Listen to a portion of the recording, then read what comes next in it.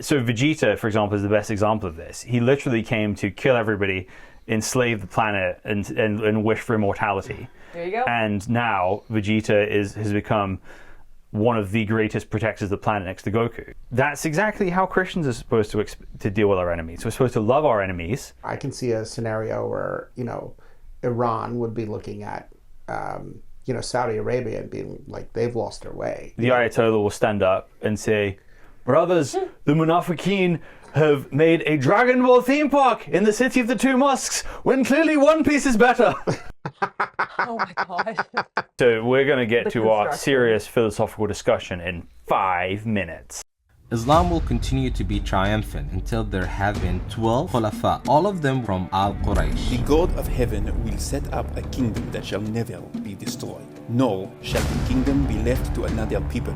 It shall break in pieces all these kingdoms and bring them to an end, and it shall stand forever. This is my brother, my executor, and my successor among you, so listen to him and obey. My kingdom is not of this world. If my kingdom were of this world, my servants would have been fighting. Whoso obeys me obeys God. Whoever disobeys me disobeys God.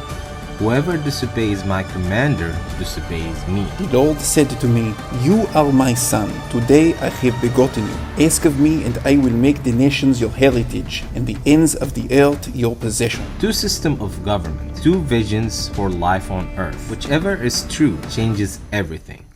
This is Christ and Khulafa. Hello, and welcome to another episode of Christ and Caliphate. Today, we are discussing whether or not it's ethical to visit Saudi Arabia with a lens of the Dragon Ball theme park that is being built and planned. Read the description here. Let's see what's going on. So, the Saudi Arabia-based Qiddiya investment company has announced that it will be constructing the world's only ever Dragon Ball theme park as part of its Qiddiya Giga project. The Dragon Ball theme park will boast a whopping size of over 500,000 square meters and feature 7 different areas that recreate various iconic locales from the original series, such as Kame House, Capsule Corporation, and Biru's Planet. At the park, visitors will be able to join an adventure with Goku and pals as they enjoy the world of Dragon Ball, from the very beginning of the anime all the way up through Dragon Ball Super. This theme park will feature 5 state-of-the-art rides as part of a lineup of 30-plus attractions, and, if that wasn't already exciting enough, construction of a 70-meter-high Shenron, is that how you say it? Shenron is also planned, with this landmark containing a large-scale roller coaster inside. In addition, there will also be fully stocked hotels and restaurants available at the park to enable fans to immerse themselves in the world of Dragon Ball for an entire day of fun. Stay tuned for more details about this amazing project that will bridge the world of Dragon Ball and real life. I don't watch Dragon Ball. Putting that out there. And you're like the one Mexican who hasn't. Yeah, I know. Everybody grew up with Dragon. Yeah, I know. In Mexico. Well, I didn't grow up in Mexico. But yeah. Yep. Well, okay, wait. What age were you in Mexico? When I moved, I was 11. No, that counts. Yeah, that does count. You were at the age where you should have seen it. Yeah. Eyeballs, this was kind of like after your time when this was a thing, right? Yeah. So Eyeballs has an excuse for not being a Dragon Ball fan. Yeah, I mean, I am a nerd, and I like to think that I'm up on like popular culture and that kind of thing. I do watch cartoons. It's even my kids hate the cartoons I watch, but I do watch cartoons. So, but I have never actually watched. I think I watched a little bit of Dragon Ball. This is gonna be come as a little shock, but what I was watching was a little boring. So no, that's not.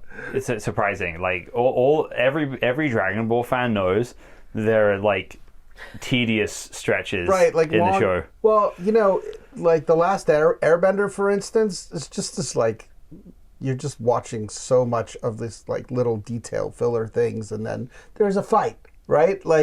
or you just go episodes between there's a fight, you know. I think that's just the style, like the animation and the writing style.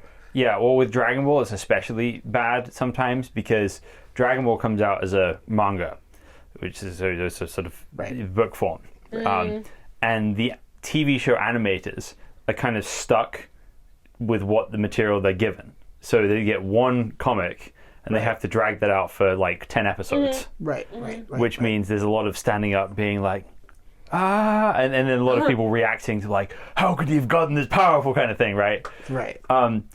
So, but like, Which is every anime. it is because almost every popular anime, especially like the Shonen Jump ones, they have the same problem, right? That they're following written material.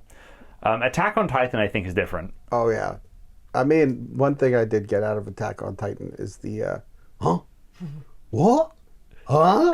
Well, and the thing is, it's like these people are given a tight budget to work with, so like reusing people's reaction shots, right? You know, saves the company like or audio, right? Yeah. Like, saves them like $40,000, right? It's like it's a lot of money. It's how some poor Japanese animators can actually get a vacation. That's hilarious. Please, Kenji, I need to see my children. It's like, find me one shot you can reuse, then you can go see your children. Wow. Yeah. Like that's The real question is it ethical to be an anime creator? No, I'm joking. Yeah, like anime sweatshops. Is that what we're talking about now? a little bit. Yeah.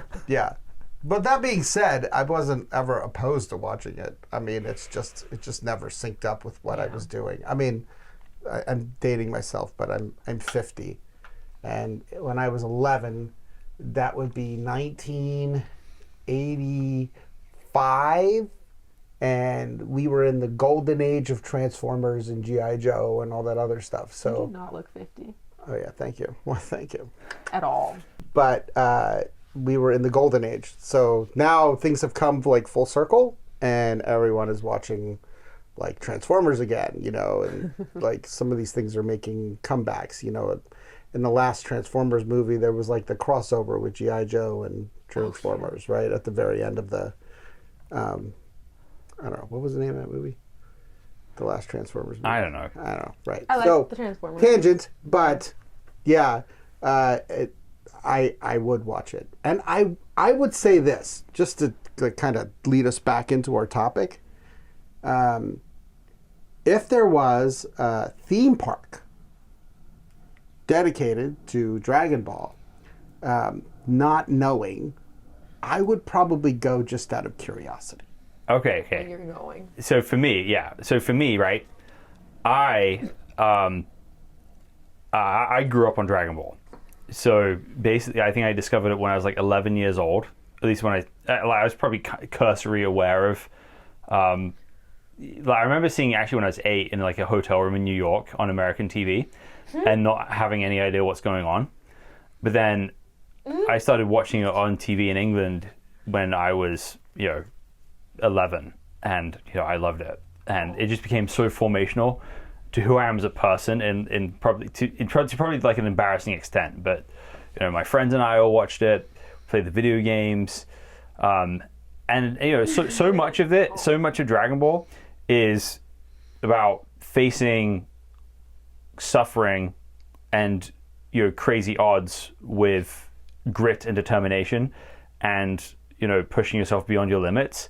That almost any time that I'm having a difficult time in my life or facing some sort of challenge, I have like Dragon Ball images playing in my head, right? It's an amazing coping mechanism. It is. And it's been formational to me, individually, right? So Saudi Arabia was already at the top of my bucket list of places I wanted to go. Mm-hmm. And you can see, like, this whole room is full of, like, Saudi paraphernalia and Dragon Ball figures, right? Yeah. Like, this is, like... You are the crossover. I am the crossover, right?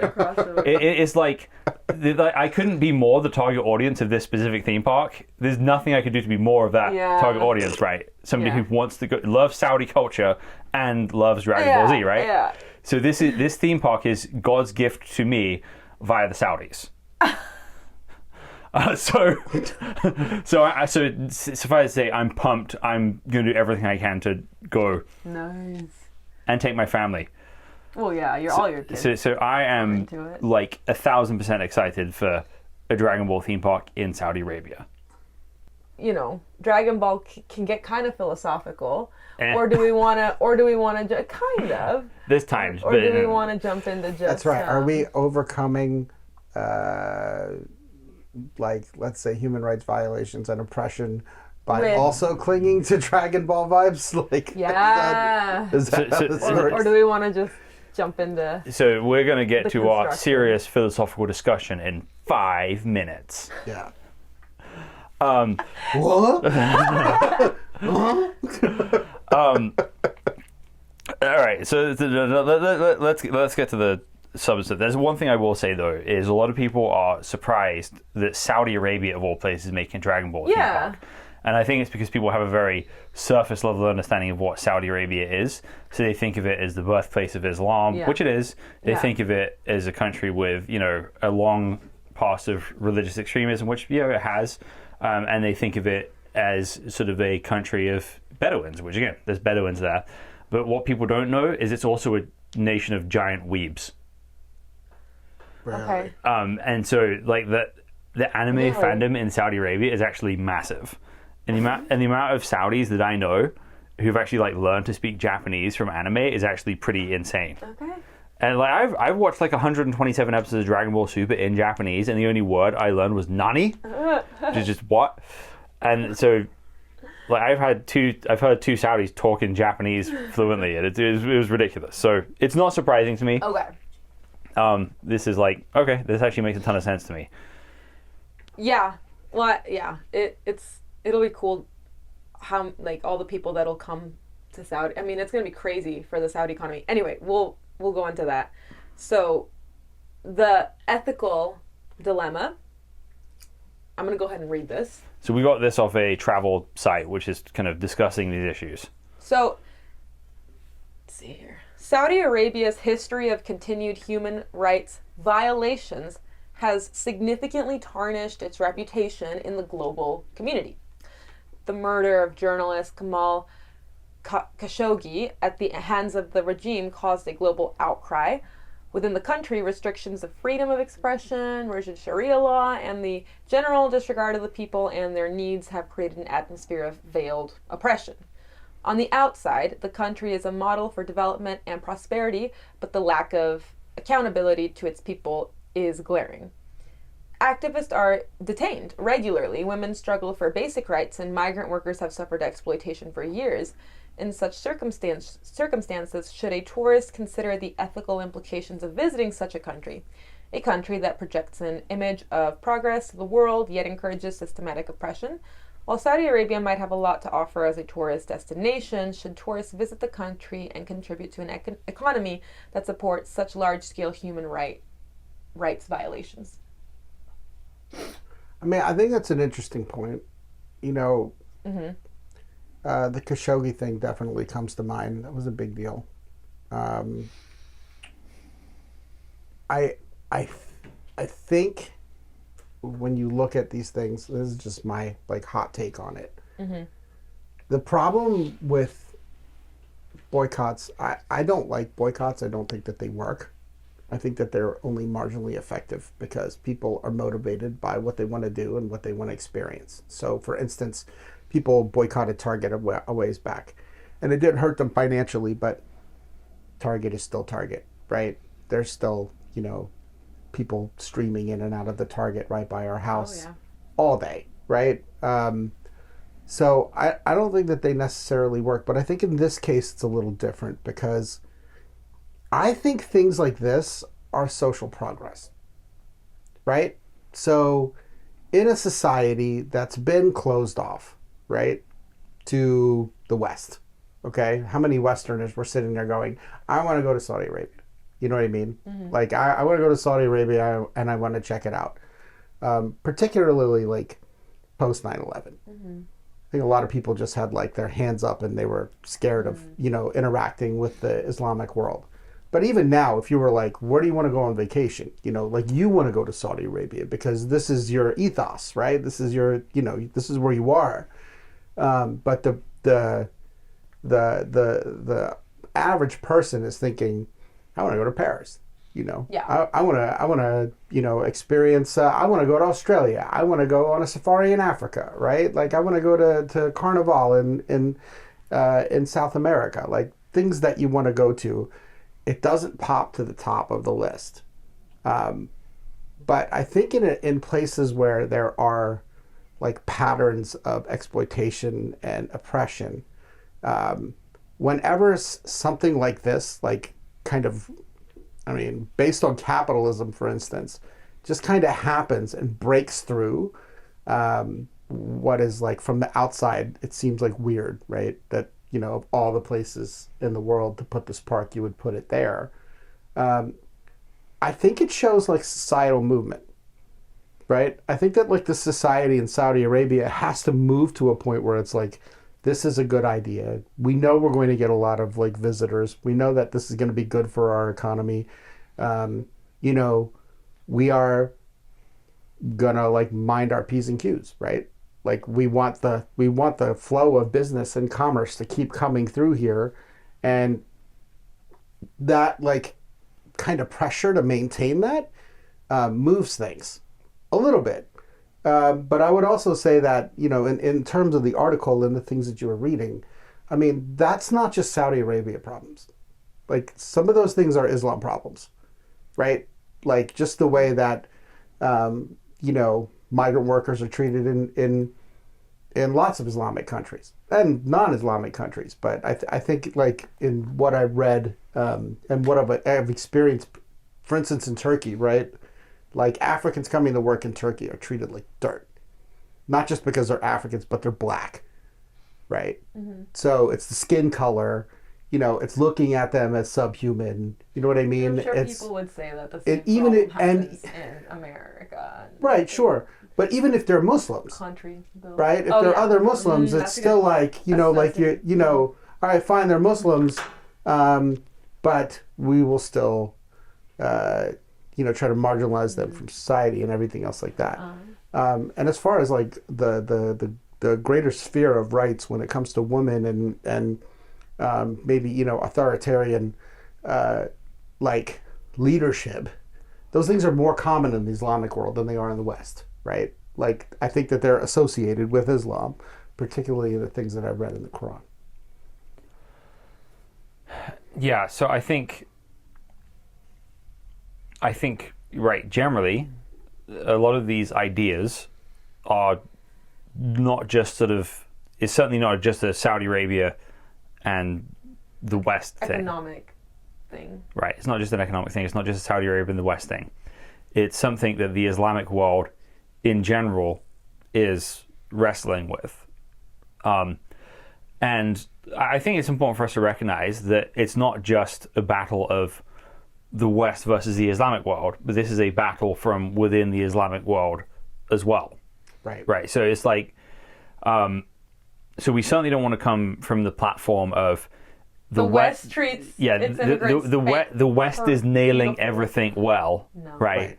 And which I hope I didn't come off that way. No. I was trying not to say that. Yeah. No, right. So don't hear us at any point in this talking about, yeah, the West is the pinnacle of civilization and morality, and look at these, your backwater province full of sand and backwards people, right? That's not it, right? What we're trying to do here is like say, okay, first, this is not a uniquely Saudi problem.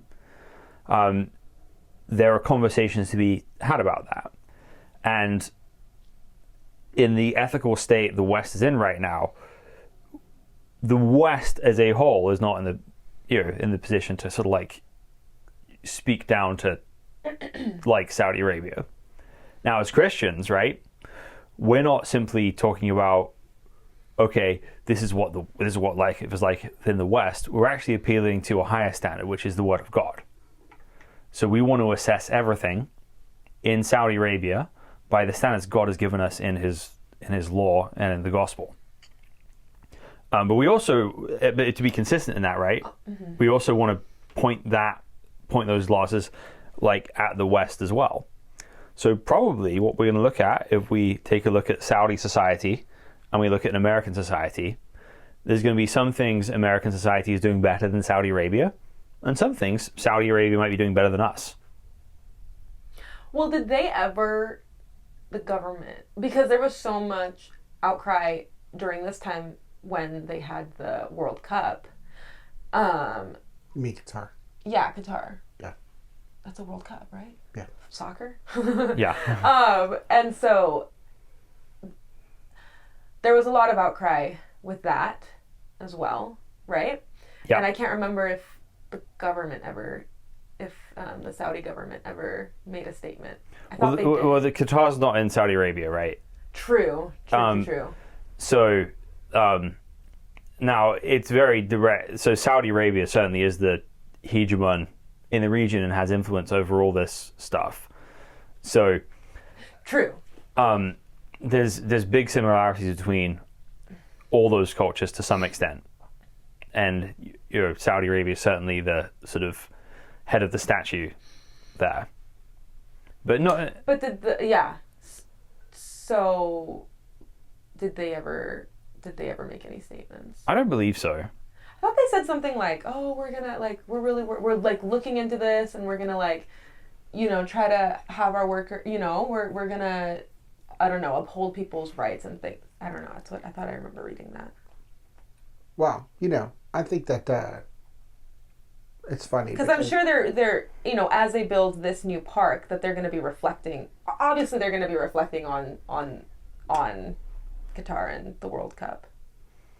Well, I think the world is watching regardless, and I think it just, I think during the World Cup, the world was watching, and people are always trying to go to a place and say, gotcha, right? Mm-hmm. Like, oh, I saw, I saw minorities being oppressed in Qatar, right? Like, and here's a gotcha moment, or here's a, whatever.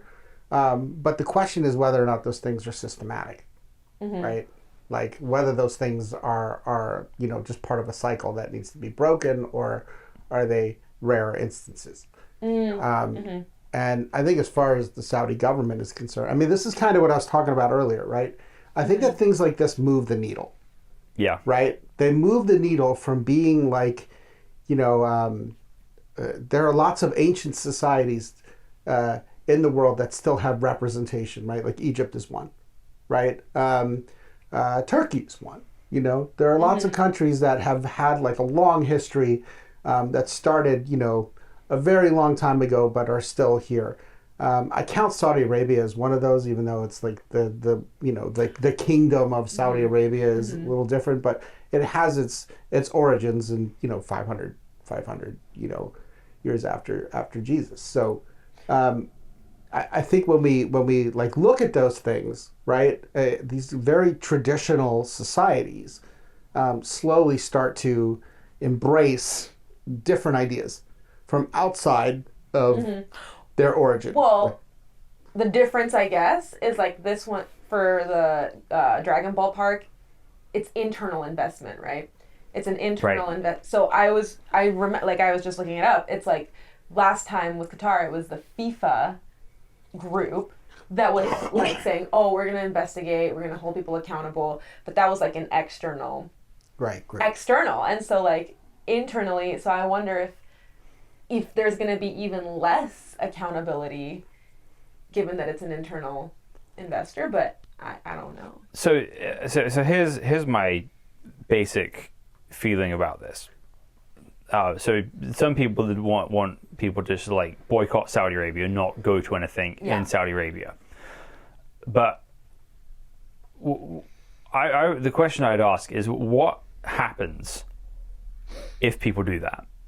So I think what those people want the Saudis to do, is basically publicly, legally, in every single way, embrace a modern liberal secular ideology, at least as far as the sort of social doctrine, right? egalitarianism, gender parity between men and women, LGBTQ rights, everything like that. And if Mohammed bin Salman, the Crown Prince of Saudi Arabia, tomorrow came out and said, and raised a rainbow flag above Riyadh, Oh my gosh. how long do you think he'd survive? Right. I mean, he's got hefty power, but yeah. No, not after that. Yeah. That's one of those Bible stories where it's like, oh, and then his own men killed Yeah. him. Yeah. Right? Yeah. Yeah. Yeah. Once, yeah. So you have to understand that the leader of a country can't just be some like bright-eyed ideologue who creates the power, creates exactly the state he wants. That actually make him more of a dictator than people accuse him of being. You have to lead where your people are actually like willing to follow. So you can't just say, okay, we're doing he wouldn't be the Crown Prince of Saudi Arabia at that point anymore, because the society would not be willing to follow him. It's the same way that you couldn't just have an evangelical Christian be president of America right now and rule by fiat saying, we're doing this, we're doing this, we're doing this, we're doing this, because the people wouldn't be willing to actually participate in that. If you can't actually build popular support for something, then you can't do that. So you're saying you have to do some compromising. Yeah, well, you have... To weigh different things and... Yeah, and now, not to say that Mohammed bin Salman even wants to be a sort of Western secular country, not even saying they should be, right? No. But either you can... A good leader of somewhere like Saudi Arabia is going to aspire to be somewhere and recognize the reality of where they are now and have to and have to build towards that.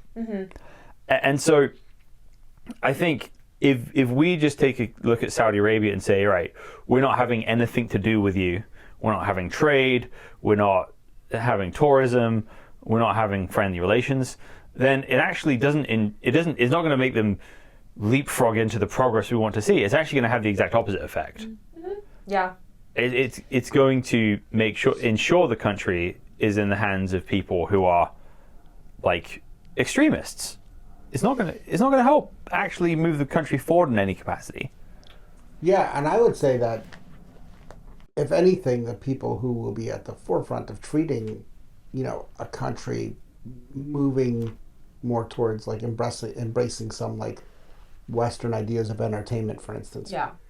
The blowback would be from hardline Islamic states, right? So I can see a scenario where, Iran would be looking at, Saudi Arabia and being like, they've lost their way. Look at the things that they're embracing. Look at the things that they're allowing. We must entrench ourselves further and be the vanguard of Islam, right? So, and that's just a whole nother story on the like proxy war between Saudi Arabia and Iran. And the Ayatollah will stand up and say, brothers, the Munafiqeen have made a Dragon Ball theme park in the city of the two mosques when clearly One Piece is better. Oh my gosh. Right. Competing anime.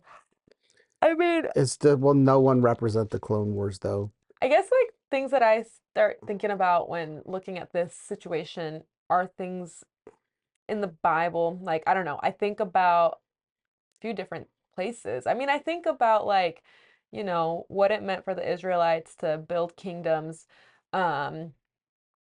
outside of Israel. Well, like when they were in Egypt, or like when they were building, where they were being forced into labor, or like even, it transitions. So outside of Egypt and then on their way to the promised land, how they interacted with and enforced labor in the places that they were going and like inhabiting. And then finally, like eventually it got turned on them and they became then the labor in the other empires.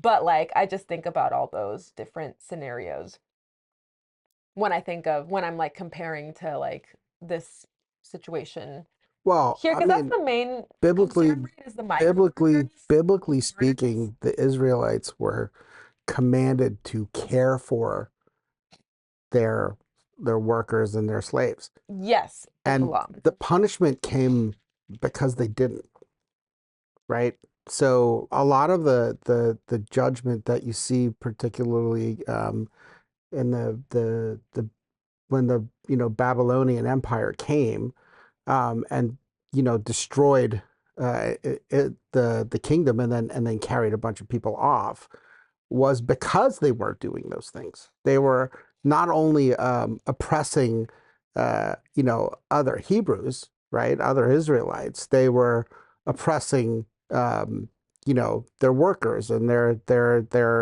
foreigners. And the Bible's like very clear. God looks upon the foreigner as someone who's supposed to be treated with compassion and integrity and respect, and not to be exploited, right? So it doesn't take away the fact that they're there to do a role, and at that point, slavery is still on the table. But it's also important to remember that biblical slavery is different than the slavery in America, right? They're not the same thing. There are a ton of requirements in the Bible on how you're supposed to care for your slave and how you're supposed to take care of them. And it also presents scenarios where, sometimes slaves didn't want to leave because they were being well cared for. Yeah. Right. There's talks about it. I think it's Deuteronomy where a slave could like pledge himself to a family by taking like an awl and piercing his ear to the doorpost of a house and saying, "I don't want to leave." So that's a very different situation, right? And again, the judgment came because they were not doing those things, right? Like they were. Probably part of it. Yeah, I mean, just go back and read Jeremiah. It literally talks about this, right? Like they said that they would let their slaves go in the Jubilee year, right? They didn't. They said that they would let their slaves go in the Jubilee year, and then they didn't. They kept them, They kept on going back on the things that they said that they were going to do, or they ignored them completely. And the other part is that, like, comparing to this situation, right? Do I have this right? That like the immigrant workers over in Saudi that will be working on this park, they're not, they're definitely second or third class citizens. Yeah. I don't even know where they fall, but in like what we're talking about in the Bible, like there's commands, as you said, to like incorporate, like the slaves still are part of society and they worship God. Well, they're commanded to partake in the worship of Yahweh, and then there are times, And listen, if we're going to bring it up to today, right, the modern times, Christians don't do this today, right? Like people look at, foreigners from out of the country and look at them as like, well, I'll pay them under the table and I don't have to pay them. I don't have to pay their benefits. I don't have to, I used to work at Princeton University. Okay. And if any work was done on campus, it had to be done by union. Okay. Right. It's a tiny campus compared to like UW or something like that. So we would be working in what was considered off campus, which was literally across the street. And they would subcontract out, like people digging up, like they had to dig up the pipe. It's February in New Jersey. And these like guys, they're Mexicans, right? Are out there digging frozen ground around this pipe. No way. And the guy just like hands them a shovel. No gloves, no protective gear, no nothing. And literally, I'm dead serious, like right across the street. Yeah. You can't do those things. It's protected by union. There's no way that they would dig anything in February unless it was like an emergency or something like that. And these guys are out there. So we're taking the stuff that they gave us and giving it to them. Oh. Because we can just go back to our shop and get more, right? Like we can say, oh, I need more painter's gloves or whatever. Yeah. So my point is that this is a Princeton is not a Christian organization. Right. Okay. But I will say that in the United States, you know, big centers of thought kind of lead the way on these things. You know what I'm saying? Like whether it be a think tank or a university or a political organization or something like that, they lead the way on these things. And these things, as far as taking advantage of a subset of people here, and you know, not doing all that you can for them, right? Let's just say in the way that the Bible, in the spirit of the way that the Bible would prescribe it, is not part of our society, because you can go right out, you know, right here or any kind of Home Depot in the United States and find a bunch of people who are, you're like, I'll hire them and pay them just for their day work, but not take care of them. You see what I'm saying? Yeah, and perhaps here in America, that is more of an implicit problem slash, like, you wouldn't admit that really publicly. Is that the case in Saudi? So what I would say is, because we have a friend of this ministry who worked there, and he, was in charge of overseeing the people working out in the 100-degree weather, and they were all foreigners, and I think this is, like, from talking to him, there's like, it's not guilt and it's not shame. It's like a sadness, right? That he expresses in watching the way that these people are, doing this job. And then on top of that, feeling like a sense of, I don't want to be involved in this. See what I'm saying? So, exploiting people is not new, right? The Bible says that there's nothing new under the sun, and exploiting the poor and taking advantage of people, all these other things, and then allowing like the pride of man to allow that become an entrenched thing. And I think this is why the justice movements of like the left are so popular these days, right? I think that they're off because they're coming at it from the standpoint of how do we spread like essentially communism, right? Like, how do we spread these other ideas that, I don't think address the problem. I don't think that they help people. That will not work in Saudi Arabia. No. Right? Like the kingdom of Saudi Arabia, would not allow like a workers' protest. Emphasis on kingdom. Right?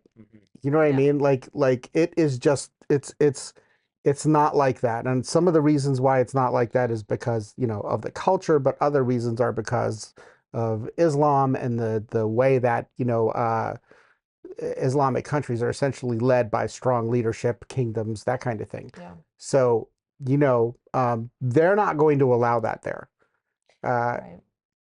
It's not new. You could probably see like the clash of ideas and the way that people are just kind of used in different cultures. Japan being another one, earlier in the 1700s and different places. Oh, yeah. But there's a danger, right? So to put some like tangible reference on what we're talking about here, Deuteronomy 24:14 says, "You shall not oppress a hired worker who is poor and needy, whether he is one of your brothers or one of the sojourners who are in your land within your towns. You shall give him his wage on the same day before the sun sets, for he is poor and needy and counts on it, lest he cry against you to the Lord and you be guilty of sin." Right, and Jesus talks about this too, right? Like not keeping somebody's cloak. You know what I mean? Like if you owe something to them, give it to them. So yeah, got it. So a country like this, right? So Saudi Arabia, and any country, any culture that doesn't fix this kind of problem, puts itself in danger. And like both Islamic revolutionary movements and leftist revolutionary movements are dangerous for everybody. Yes. And bad. Right. I have no... And I don't think that either one fixes the problem. Right. But they are addressing a legitimate problem. So the best thing we can do is go. is go, but also is also kind of like, try and find ways to address that problem before you're guilty of something, and there has to be reckoning for it, and you get. So do you think that, like, though, I guess this is at the heart of the issue, right? Because this is the heart of the person who boycotts. You know what I'm saying? Um, you know, don't go to Target because they're, pro LGBTQ, or, where Target like gives its charitable giving to progressive causes or something like that. And when you go, your dollars are supporting those causes. They ultimately wind up supporting those causes. That's my question, right? Like, how do you reconcile the idea that your dollars or your investment or your time or whatever is ultimately going to wind up maybe doing more harm than good, right? Like, or not. Yeah, right. So, like, is it ethical to go to this theme park? yeah. I mean, my answer is, What's your answer? well, my answer, I kind of said it at the beginning, right? I think that if you don't go, no? I think you said no. No, I think that if you boycott, first of all, they don't work. Second of all, if you don't like go to these things, then nothing will ever change, right? Like, so your dollars might wind up doing something that, in an ancillary way that you might not like approve of. But I also feel like, nothing changes if nothing changes, right? Like, if things just keep staying the way that they are and there are no outside influences on a culture, they usually just get more entrenched in what they're doing. I mean, my answer would be like, look at Turkey, right? Turkey went from being, the seat of the caliphate to being a place where you can go to Antalya and they're like loaded with Russians. You know what I mean? Like wearing bikinis and drinking alcohol and all this other stuff. And for the longest time, the rest of the Islamic world said Turkey is full of dogs, like unclean animals that, have perverted Islam. But, things have changed in Turkey. Maybe they're reverting back a little bit, but, when you look at where the cultural growth that Turkey had post the caliphate, right? And the way that, society adopted, let's just call it the battle of Islam. Ataturk would have said the battle of Islam being won in the heart and the mind, in the hearts and minds of people instead of, on a battlefield. Women having more rights, right? Women voting, women driving, women starting businesses, that kind of thing. Is it ethical, James? So here's how I'd see it, right? Jesus paid taxes to the Roman Empire. Jesus did not have to live in the Roman Empire, right? He chose to live in a time when the Roman Empire lived. And Jesus paying taxes to the Roman Empire did not make Jesus guilty of the things the Roman Empire did. So that's why he told others to pay their taxes. Right.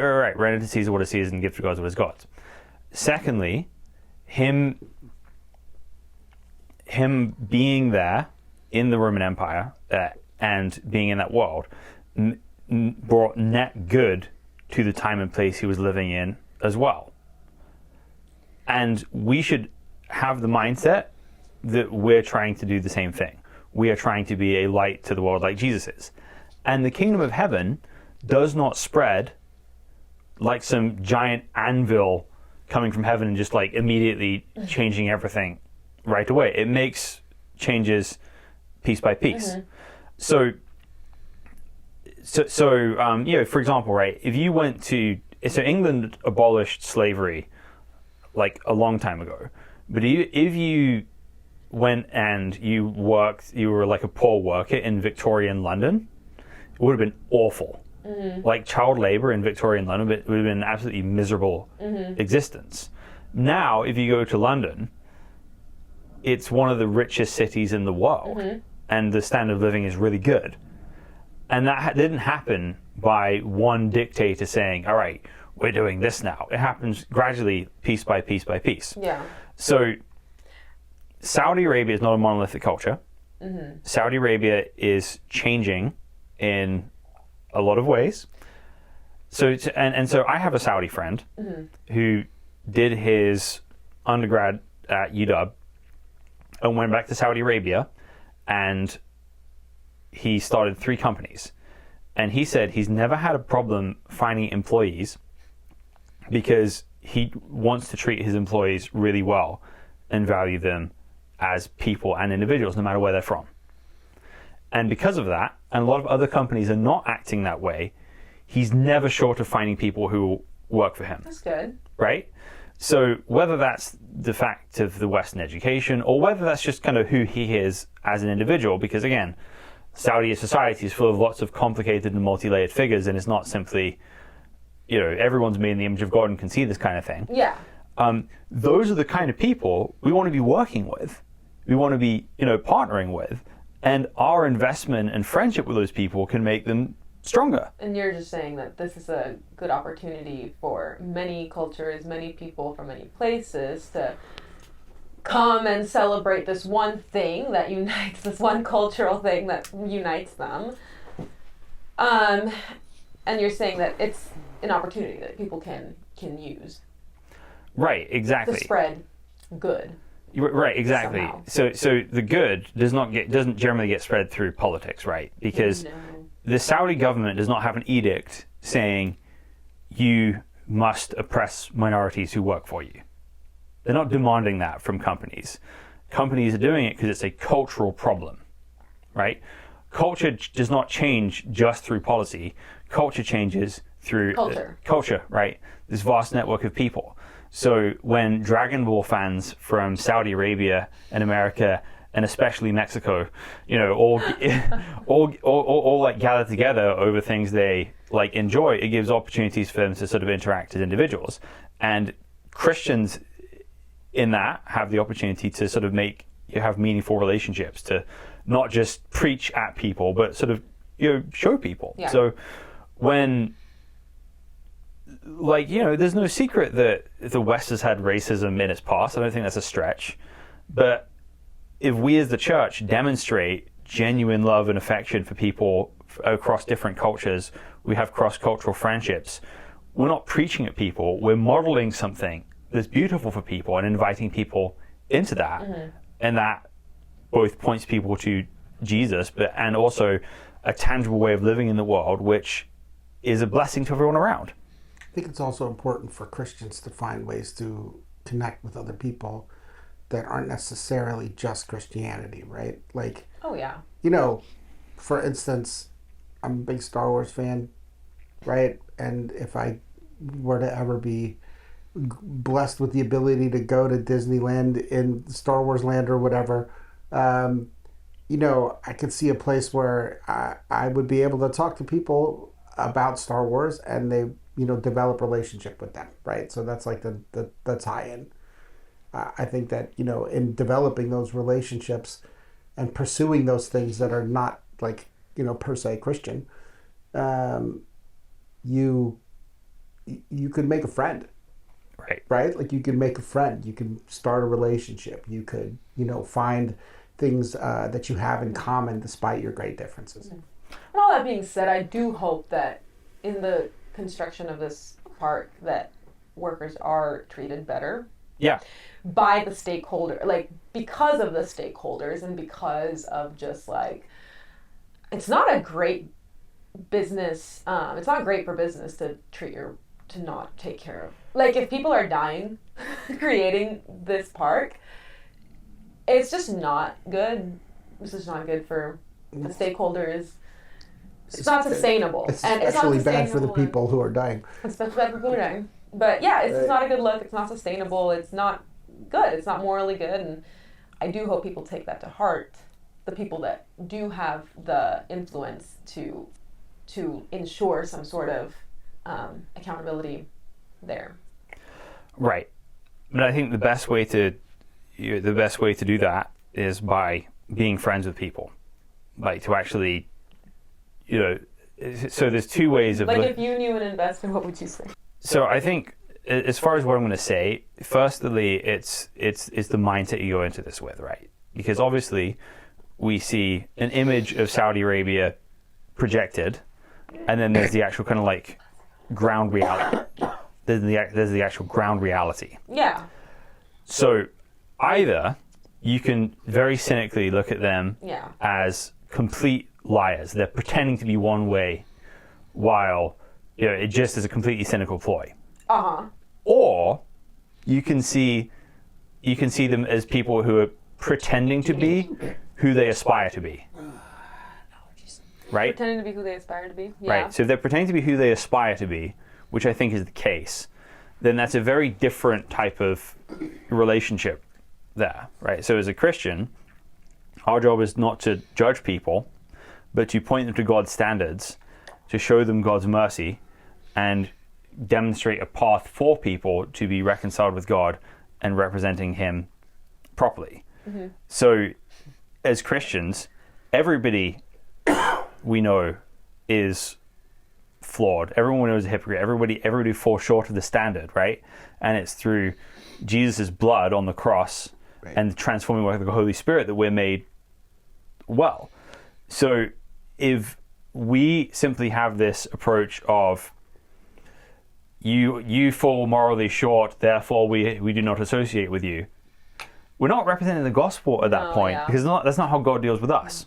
And we want to deal with people as God deals with us.